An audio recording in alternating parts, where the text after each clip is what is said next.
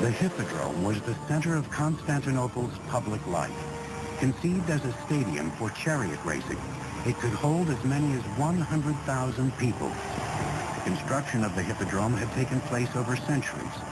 It was a gigantic task incorporating every known building technique. Shaped like an enormous U and modeled after Rome's renowned Circus Maximus, Constantinople's Hippodrome was nearly a third of a mile long and wider than a modern-day football field. But the site its architects had chosen sloped severely to the south. And there they built vaulted substructures. As common in ancient Rome, vaulted substructures to create a level platform. Freemen and masons were brought in from around the Mediterranean.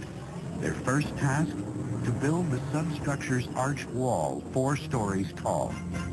The arches created a gallery for shops and cafes.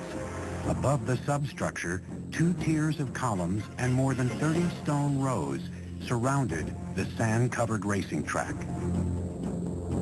Like all Byzantine emperors before him, Justinian sat in an imperial box called the Kathisma, giving the Byzantines a rare glimpse of their ruler.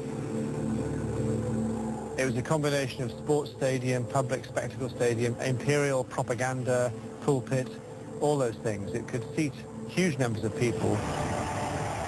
Huge bets were wagered by fans of the various teams, the blues, greens, reds, and whites. They were like political factions in our world, and so disputes over soccer results as today or disputes over chariot races could take on a significant political dimension in Byzantium. The Hippodrome was one of the architectural glories of Constantinople.